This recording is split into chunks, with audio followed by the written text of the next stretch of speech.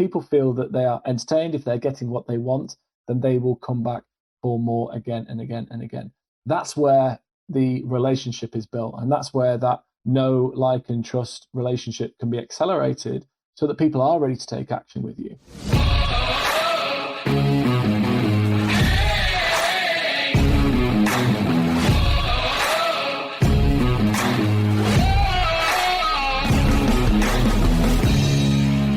Are you a community leader who's looking to really build your community through the power of email?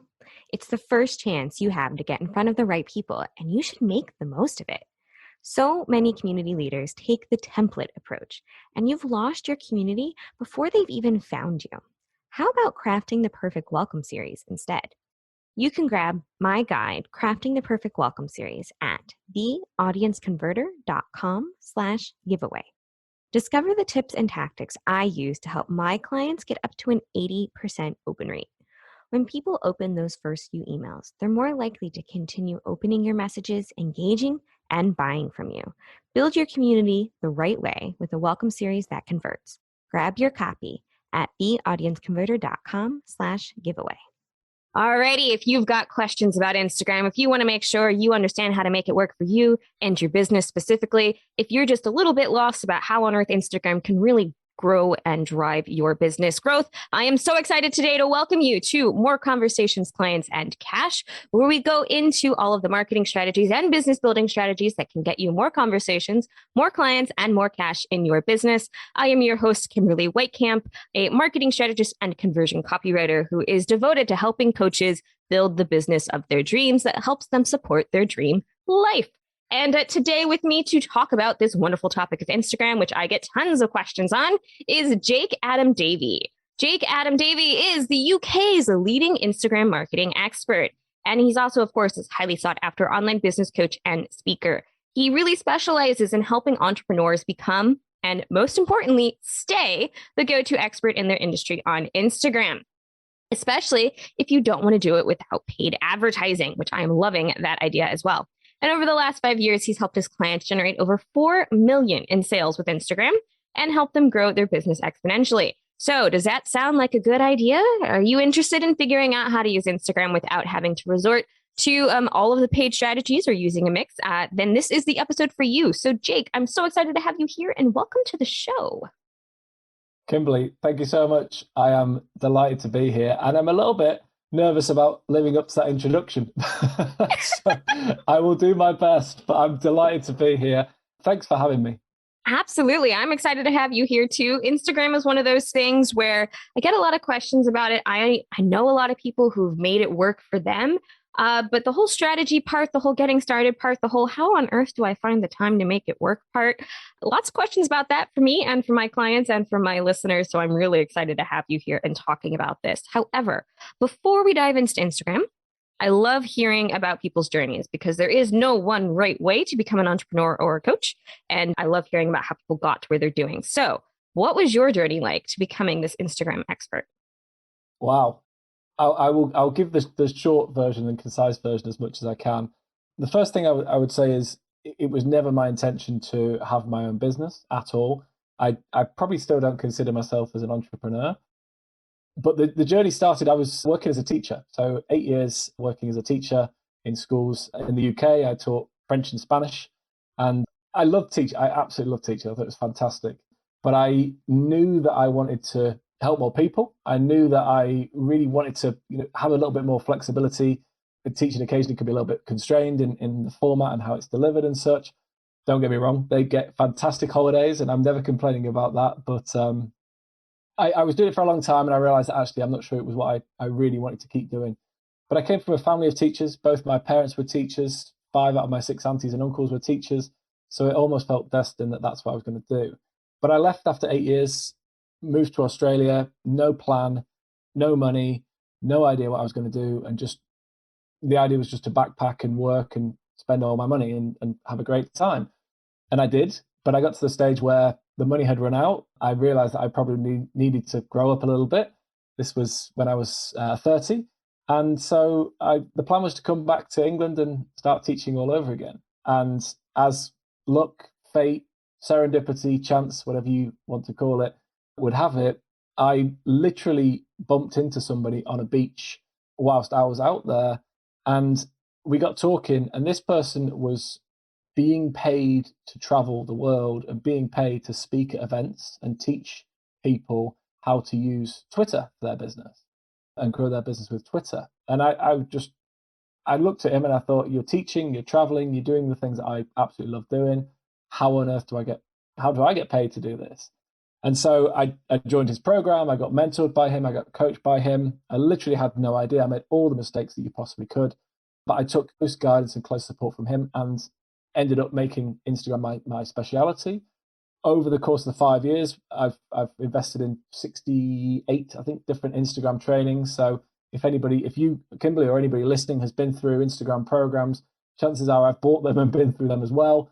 As you mentioned at the start, we've been able to grow the audience and helped. Now, I think we're in the tens of thousands of entrepreneurs worldwide that have been able to grow their audience and generate more leads, clients, and customers with Instagram. And I feel very genuinely so delighted to be able to do this, because I still feel like I'm teaching, but I feel like I'm helping a different audience, if you like, in a different way. But I absolutely love it. And so long as I can keep helping people, the Simon Sinek quote, serve those who serve others, that kind of sticks in my mind. And I love the idea that I can work with people who really have an impact in others' lives. I don't consider myself the expert, but if I can help other people who are experts to get in front of a bigger audience and serve more people, that's the ultimate goal for me.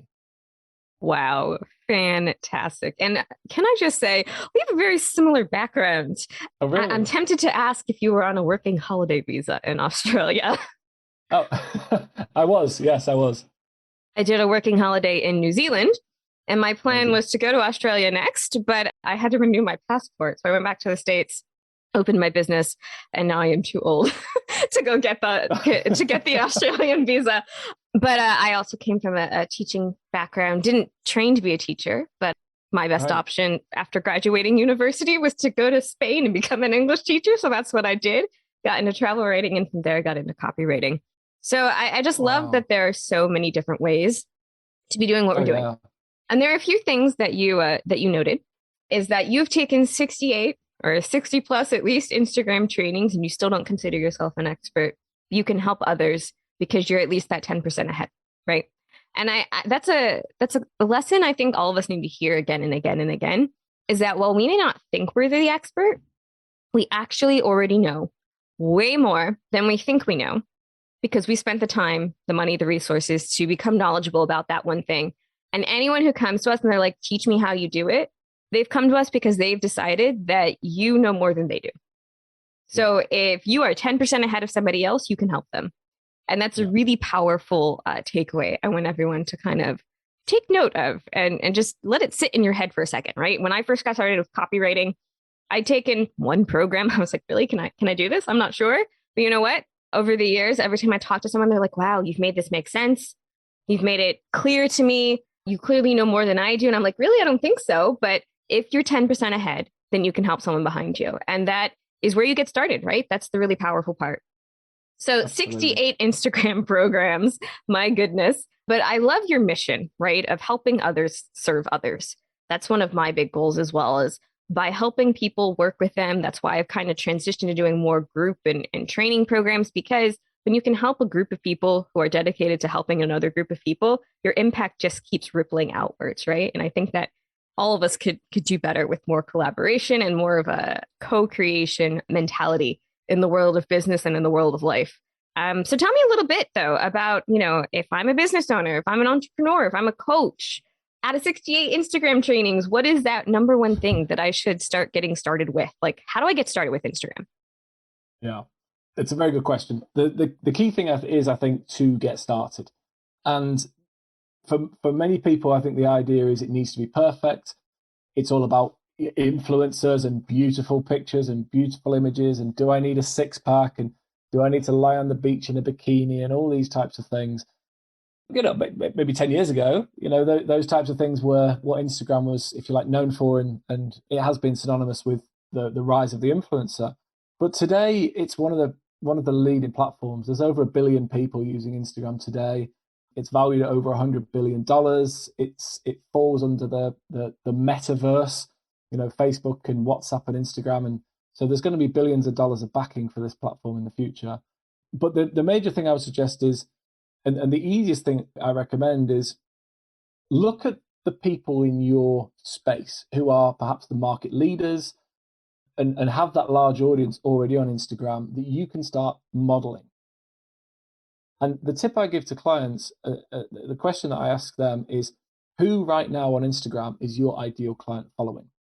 And so if we took a real simple example, let's say within personal development, I know that's a very broad niche and industry, but let's say personal growth and personal development. So the top leaders, you might think of Tony Robbins, Oprah, for example, Louise Hay, Bob Proctor was obviously a leader, great leader in that space as well. Huge number of people, Les Brown, Mel Robbins, all these types of people that come up. And my advice is, look at those people, but then look at the layer below them.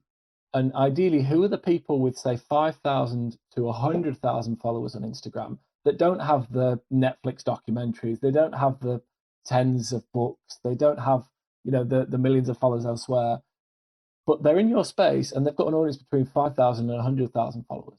Those are the people that are using Instagram really, really well, because they need to use the platform well, and they need to find things that work on this platform to actually start driving some traction. And so one of the big focuses when I start working with clients is, let's not try and reinvent the wheel. Let's not kind of try and overcomplicate things by spending hours and hours creating content or anything like that. Let's look at who's doing it really well. Let's look at how they use the platform, and let's find a way that's meaningful for you, that you can start to model some of those behaviors that doesn't, not in a way that's going to devalue your brand or take away from your own voice, but in a way that, how are these people doing it really, really well? And how can I use that as leverage to get started until I feel more comfortable and until I've got my own systems and routines with the platform? So that would be far and away the number one thing that I think allows everybody to get started. And it allows them, gives them a guide, almost a North Star about where to go first. And they can then develop their own voice in a way that is meaningful for them. I really enjoy hearing that I don't need to wear a bikini, because I don't even own one, and have no desire whatsoever to post pictures of myself of a bikini on Instagram. But I have noticed that, right? That is kind of that thought process for a lot of us, especially for those of us who sell the what do you call it? Our deliverables aren't tangible, the intangible. That's what it's called, the intangible. Or as one of my fellow colleagues, Tom Pullen, calls it marketing the invisible, right? When you don't have that thing that you're going to hand off to somebody at the end of the day that they're going to physically hold in their hands. I mean, I hand off pages and pages of Word documents, but they can't hold it in their hands. So how do you get started with that?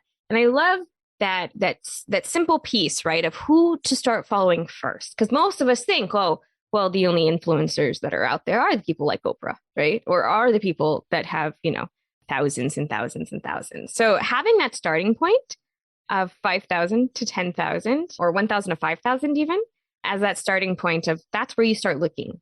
That's where you see, okay, how are people interacting? How does that work? And then just seeing what is actually working, right? That's kind of the rule of thumb in most marketing, is see what is working for other people and don't reinvent the wheel. I know a lot of us are tempted to be like, oh, well, I have this brand new spanking idea and it's going to be better than anything else, so I'm just going to dive into it. But you want to do a little market research. You want to do a little verification on that first.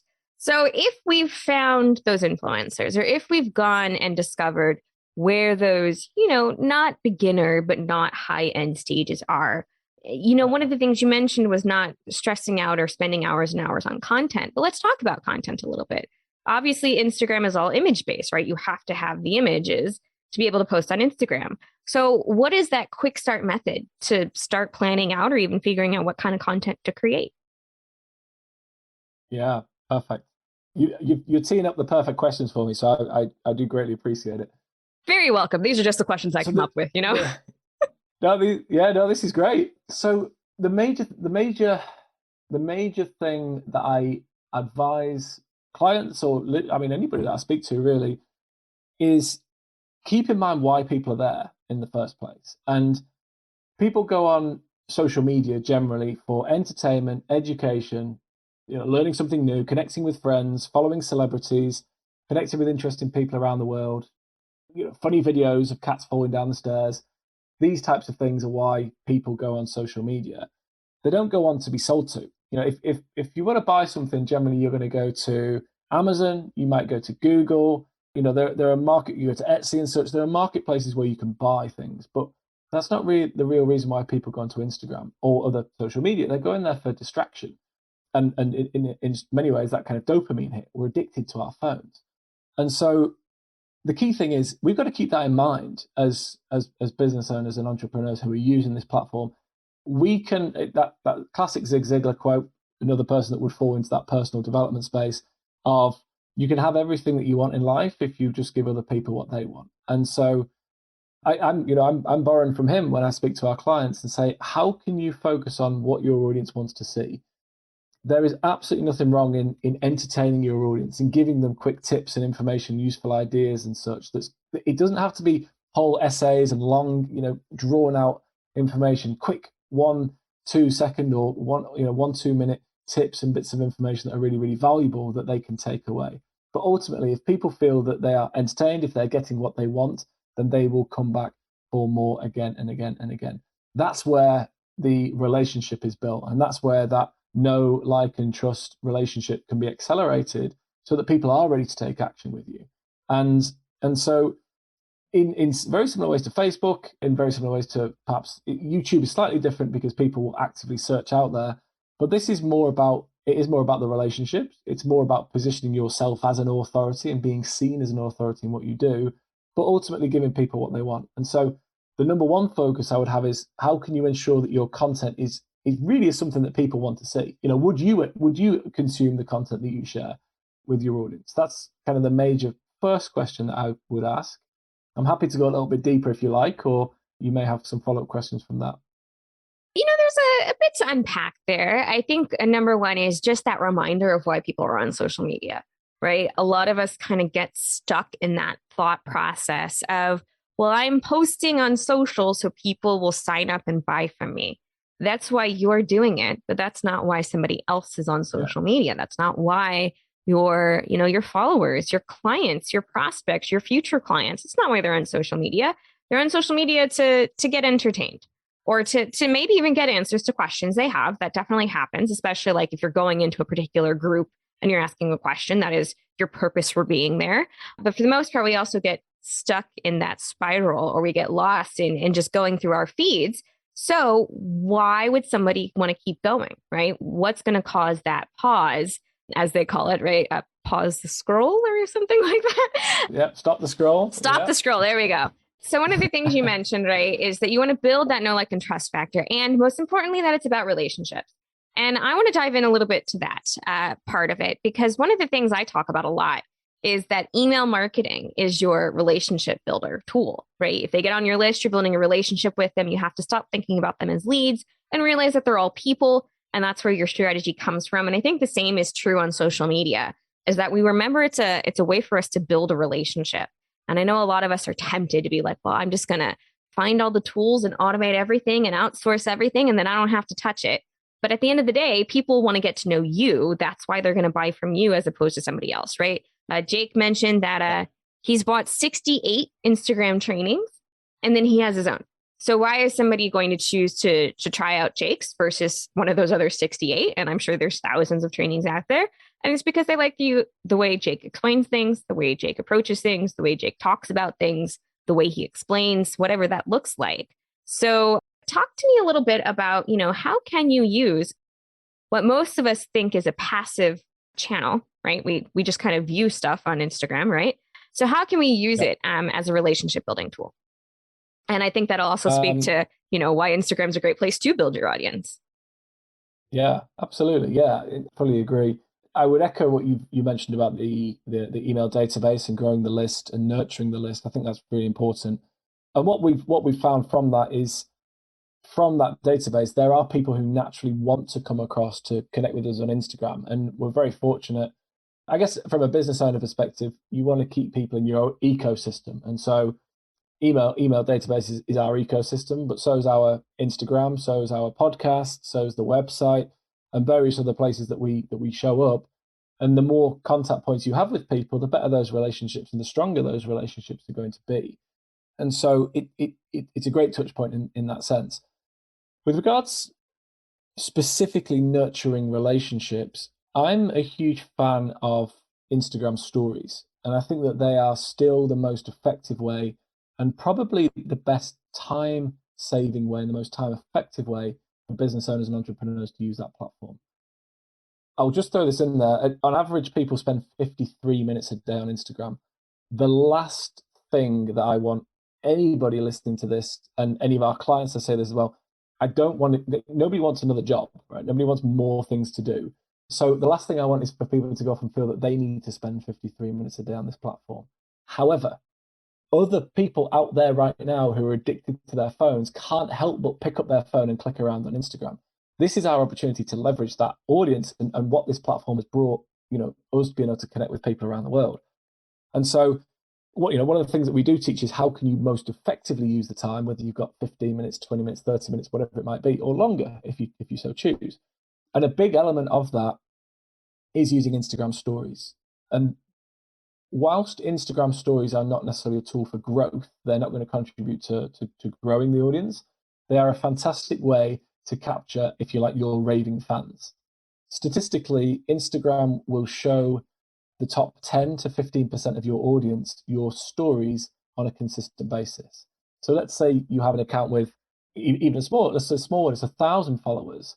Statistically, 100 to 150 of those followers are going to see your stories every day. And stories are a great tool. They're disappearing, so they stay around for 24 hours maximum. They can be video, image, you can have music in there.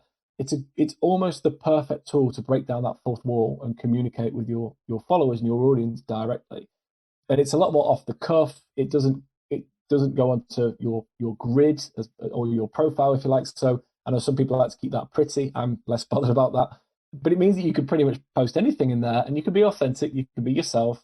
You can show up, as a real person for your audience, and you can build those relationships. And I think that's what's so powerful about stories. So my number one tip for anybody who, irrespective of the size of their audience, who wants to build relationships and start to, ultimately, if you like, almost take off the top 10 to 15% of their most engaged, like the raving fans. We're talking the type of people who queue outside the Apple store 3 days before the new iPhone comes out, like those type of raving fans that want to see your content, because they exist, right? They're out there. They do, yes.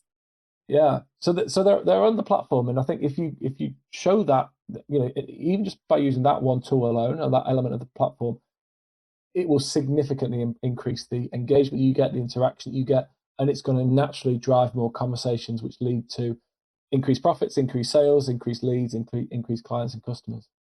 Fantastic. There are so many follow-up questions I could ask, but I don't want to take up too much of your time and, of course, our listeners' time. Keep this within the realm. So my last question then, the next question is, one of the things I love hearing from other people is that we're all real people running real businesses that have real successes and real less successes, right? So as you're building out this community of people who are using Instagram the right way, who are really truly understanding how to use Instagram as a relationship building tool and as a way to increase their impact, which I just love, what is one of those things that you're maybe struggling a little bit with, or an obstacle you recently encountered, right? You really know Instagram, but what's something else that's going on in the business side of your world? Oh, nice. So just so I'm clear, because away from Instagram, is that more? Well, a struggle you found with Instagram or a struggle you found with building your business, either is great, right? All of us have this. I feel that there's this perception a lot of people have in their heads that person above me, I see them as the guru. So I see them as, they've got it all dialed in. But in reality, all of us have most of what we want dialed in, but there's always something we're working on. So I love being able to hear about, what other people are working on. Yeah, absolutely. Oh, I will be the first to say that absolutely not everything is dialed in. I think, if I'm honest, I think that's part of the fun. There's going through the business, working on the business consistently and such.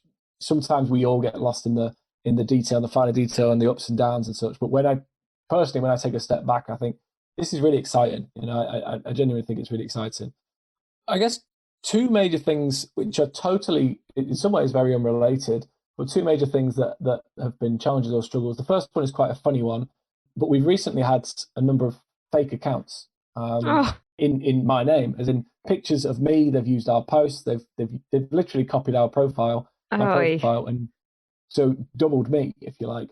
And the reaction from the team was this is terrible. This is awful. Isn't this dreadful? And I thought about it for a bit, and I thought this is great. somebody likes my stuff why? enough to copy the whole thing. I know. Yeah, I know. I was like, this is great. Why? Somebody's copied my account. This is just ridiculous. So I guess what I'm getting at is that on one hand, it could be very frustrating. Yes, it was time consuming. We had to message a lot of our clients and followers and tell them that this was a fake account, that there was a fake accounts out there. And our follower and our client security, safety, happiness, it's a priority, right? Without our audience, we don't have a business. But it was just a refreshing take on this could be a real problem, but also it's quite a nice, maybe it's quite a nice thing to have as well. The other thing I would say as well, which is constantly something that we're working on, is finding and supporting the right people in the team. I'm very aware of my own strengths, and I'm very aware of maybe some of my downsides as well. I think I'm consider myself as quite a good leader. I know that's a bold claim, but I would balance that out by saying maybe I'm not the best manager. And so one of the things that I've found is I'm very comfortable moving forward and in a way driving the business forward, but managing things that happen behind me or with the team and such, and making sure that everybody's really comfortable in what they're doing and is supported, is something that's definitely for my development. And so I'm working hard on that at the moment, but also bringing people in and guidance in to support me with that. So that's definitely an area for development for me at the moment. But overall, I just see it as a great learning opportunity. I really just enjoy continuing to learn and seeing what else I can do to improve. I agree. I'm one of those lifelong learners. I always love learning new things. And it's one of the things I really truly love about marketing is things are always changing and there's always new things to Yeah, discover and new things to play with. But noticing, right, where your strengths are. And that's something that we talk about a lot as entrepreneurs, right? We wear all the hats usually when we get started. And then it's a matter of finding out, well, where should we be spending our time? Where should we outsource our time? What tasks should we be doing first? And I think that's a lot of I think it's a struggle for a lot of us, but I think it's also refreshing to hear that we're not all alone when we talk about that, yeah. realizing that not all of us have I'm not great at making graphics, for example. I can do it, sure, but do I want to be doing it? Not necessarily.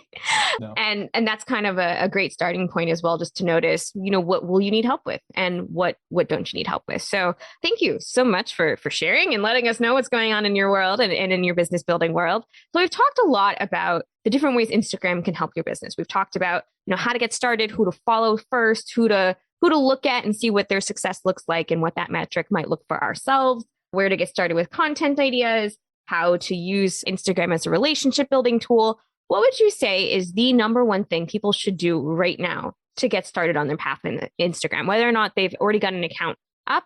What is that one thing they should do to move forward? I think, well, for me, I would come back to getting clear on where this fits in within their business and why they're doing it.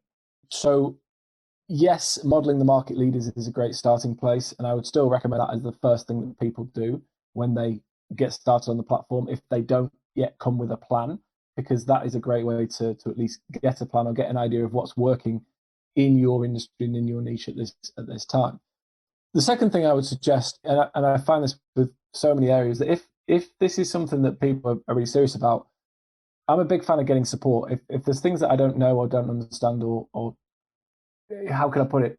If there's things that I know are going to be of value to me or benefit, then I think how can I fast track that? How can I learn that, or how can I find somebody that knows that can help me?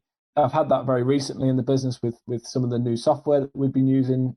We've just introduced Asana and Evernote and a few things, and I'm learning right now. I've hired somebody to support me with that and kind of show me the ropes.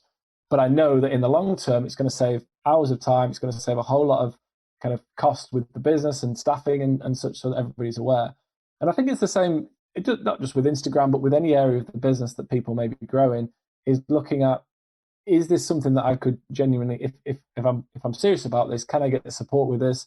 Can I find a shortcut to help me get the results that I'm looking for, and something that aligns ultimately with my longer term business goals? So that for me would be the first step. I think getting support is a great first step. as well. For anything new that we're doing in business, I mean, yeah, you can spend dozens or hundreds of hours learning it for yourself, or you can jumpstart that process and also get somebody who can show you where your mistakes are before you make them. I find that's pretty powerful. So, Jake, I want to say thank you so much for coming on, for sharing your wisdom with us. If people want to learn more about you and what you do and how to conquer the Instagram platform, where can they find you? Well, thank you. I'd love it if anybody did want to connect and follow along. So the easiest place naturally would be on Instagram. That's the first thing I would say. It's my full name, Jake Adam Davey, Davey. And it's for anybody that's already using the platform, it's a great place to start.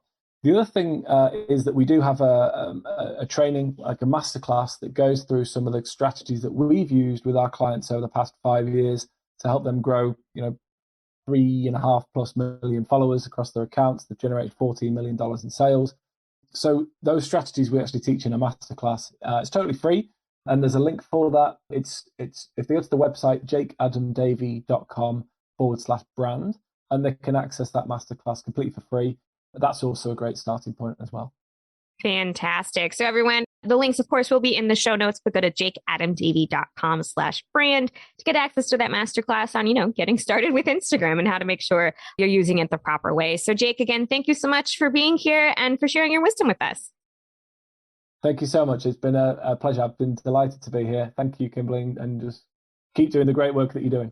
Thank you so much. You've been listening to More Conversations, Clients, and Cash. For this episode, we've dived into Instagram and how to use it for your business. Until next time, keep calm and go check out the Instagram Masterclass.